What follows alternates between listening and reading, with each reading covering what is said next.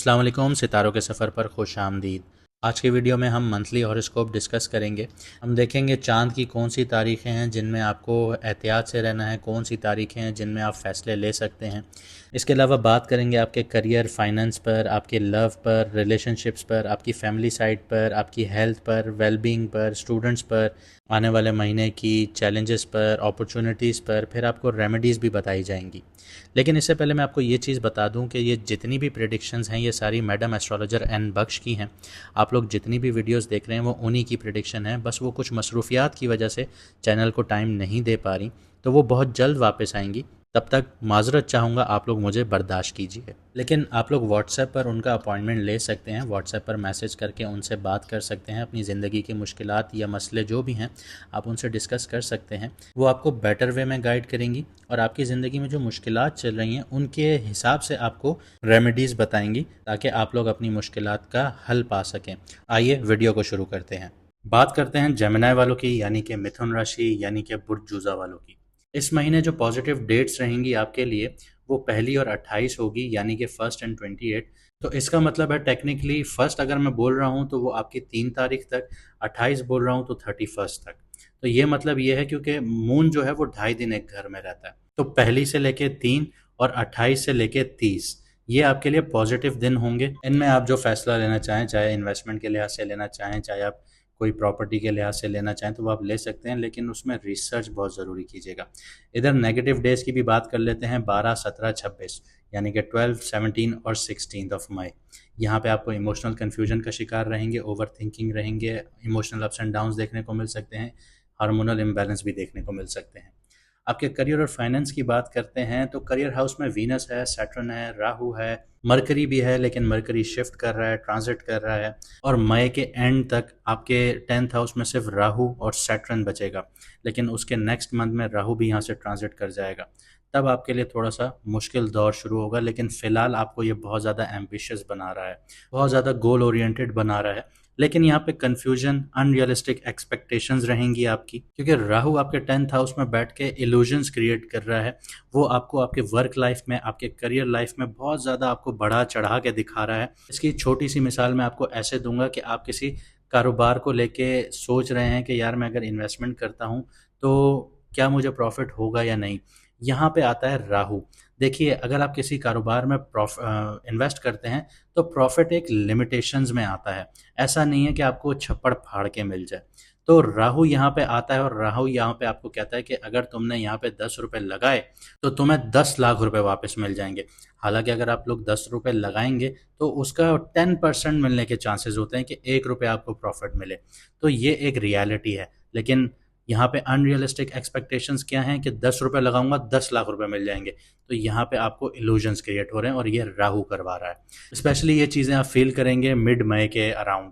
आपको अपनी authority prove करनी पड़ेगी। ऑफिस पॉलिटिक्स का शिकार हो सकते हैं। बॉस या आपके कोलीग्स के साथ या आपके सुपरवाइजर्स के साथ आपकी बहसबाजी हो सकती है, मुंह मारी हो सकती है। तो आपको इन चीज़ों का ख्याल रखना होगा। जो लोग फ्रीलांसर हैं, डिजिटल क्रिएटर हैं और आईटी फील्ड वालों के लिए ये टाइम इनोवेशन का है।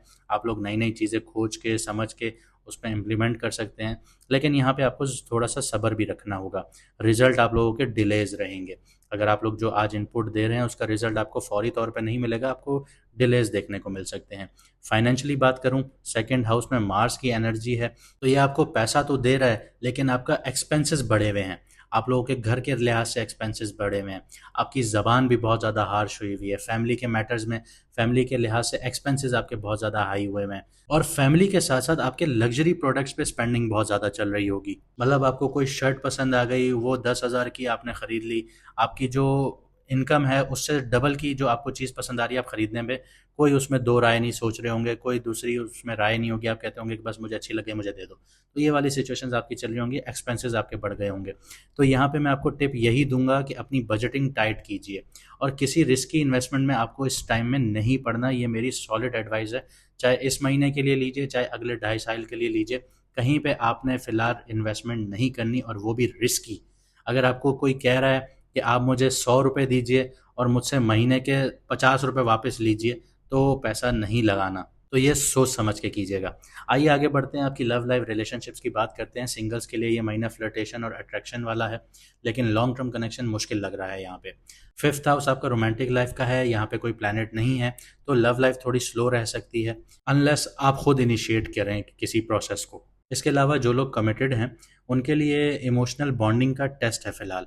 आप या आपका पार्टनर थोड़ा इमोशनली डिस्टेंस बिहेव करेंगे, यानी कि दोनों ऐसे शो करेंगे कि मुझे तुम्हारे होने से कोई फ़र्क नहीं पड़ता, या तुम मेरे लिए अवेलेबल नहीं हो, मुझे तुम्हारी कभी ज़रूरत होती है तो तुम नहीं हो, तुमने मेरे लिए किया क्या है। इस तरह की कुछ सवालात आपके अंदर उठेंगे, मतलब मन ही मन में आप सोच रहे होंगे, तो आप डिस्टेंस कर रहे होंगे अपने पार्टनर के साथ, तो दूरियां बढ़ रही होंगी। लेकिन यहाँ पे जो सबसे बड़ी अहम चीज़ है वो कम्युनिकेशन है। अगर आपकी कम्युनिकेशन सही रही तो आपकी इमोशनल जो बॉन्डिंग है वो स्ट्रांग हो सकती है, और जितने भी उनको खदशात हैं या उनके तहफ़्फ़ुज़ात हैं या उनकी इश्यूज़ हैं वो आप रिज़ॉल्व कर सकते हैं या वो आपके रिज़ॉल्व कर सकते हैं। तो इस तरह से आपका साइकिल चलेगा। वन अगर आप लोगों ने कम्युनिकेशन नहीं रखी तो मिसअंडरस्टैंडिंग्स यहाँ पे बढ़ सकती हैं। तो यहाँ पे मैं आपको एक एडवाइस दूंगा, अगर आप लोग जेमिनी हैं या आपका पार्टनर जेमिनी है, तो आप लोगों को घर में एक रूल बनाना होगा कि आपके या आपके पार्टनर के दिमाग में कोई भी इशू चल रहा है, कोई भी बात चल रही है, स्ट्रेस चल रहा है, वर्कलोड है, किसी भी बारे में कोई भी इशू है, उसको ओपनली आप लोगों ने डिस्कस करना है, बैठ के डिस्कशन ज़रूर करनी है उस बारे में। यहाँ पे आपकी मिसअंडरस्टैंडिंग ख़त्म हो जाएगी, और अगर आपने नहीं किया ऐसा तो आपका गैप बढ़ना शुरू हो जाएगा। आइए आपकी हेल्थ की बात करते हैं। आपके सिक्स्थ हाउस में कोई प्लैनेट नहीं है, लेकिन ट्वेल्थ हाउस आपका टॉरस है, जुपिटर बैठा है, तो इसका मतलब है नींद आपकी डिस्टर्ब हो रही है, सबकॉन्शियस माइंड एक्टिव है, एंजाइटी आप लोगों की बढ़ी हुई है, फिजिकल आप लोग एनर्जेटिक फील कर रहे हैं, लेकिन मेंटली आप लोग बहुत टूटे हुए हैं, स्पेशली 12 से 17 मई के आसपास। इन सब चीज़ों का हल है मेडिटेशन कीजिए, मोबाइल पे कम टाइम दीजिए, स्क्रीन टाइम को कम कीजिए, चाहे टीवी हो, लैपटॉप हो, मोबाइल हो, कंप्यूटर हो, कहीं पे भी आप स्क्रीन टाइम दे रहे हैं उसको कम कीजिए, अपना डेली वॉक कीजिए, ये आपके एनर्जी लेवल को स्टेबल रखेगा। आइए अपने प्यारे बच्चे स्टूडेंट्स की बात करते हैं। तो जो बच्चे आईएएस, सीएसएस या जनरल कॉम्पिटिटिव एग्जाम्स की तैयारियां कर रहे हैं, उनके लिए सैटर्न और राहु करियर हाउस में होने की वजह से इंटेंस फोकस का सिग्नल दे रहे हैं। तो आपको दिल लगा के, मन लगा के पढ़ाई करनी होगी अगर आप लोगों को कामयाबी चाहिए। इस महीने जो सब्जेक्ट्स आप लोगों के लिए अच्छे रहेंगे वो है philosophy, psychology, political science, journalism. Mercury की शिफ्टिंग पोजीशंस की वजह से ये राइटिंग बेस्ड काम भी बहुत अच्छे रहेंगे, कम्युनिकेशन बेस्ड काम भी बहुत अच्छे रहेंगे, या कम्युनिकेशन बेस्ड अगर आप सब्जेक्ट चूज़ कर रहे हैं या राइटिंग बेस्ड सब्जेक्ट चूज़ कर रहे हैं तो वो आपके लिए बहुत अच्छा रहेगा, बहुत अच्छी परफॉर्मेंस आपको देखने को मिलेगी। लेकिन यहाँ पे आपको ओवर कॉन्फिडेंस से बचना होगा कि मैं ही सब कुछ कर सकता हूँ। नहीं, आप सब कुछ नहीं कर सकते, आप कर सकते हैं सब कुछ नहीं, बहुत कुछ आप कर सकते हैं। तो ओवर कॉन्फिडेंस से बचिएगा। यहाँ पे टिप आप लोगों को मैं ये दूंगा कि जो बच्चे गवर्नमेंट जॉब्स के पीछे जा रहे हैं तो उनको रिविजन्स बहुत ज़्यादा करनी पड़ेंगी, और करंट अफेयर्स जो है उसको अपडेट रखें।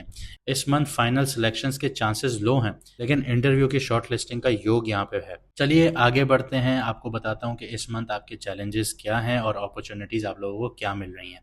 करियर में आप लोगों को प्रेशर देखने को मिलेगा, कन्फ्यूजन्स हो सकती हैं, हायर अथॉरिटीज़ के साथ आप लोगों की कॉन्फ्लिक्ट्स हो सकते हैं, आप ऑफिस पॉलिटिक्स का शिकार हो सकते हैं, तो इन चीज़ों से आपको बचना होगा। मेंटल आप लोग बहुत डिस्टर्ब फील कर सकते हैं, आप लोगों का 12th हाउस बहुत ज़्यादा इन्फ्लुएंस्ड है, आपको हॉस्पिटल के भी चक्कर लगाने पड़ सकते हैं, तो बहुत ध्यान रहे।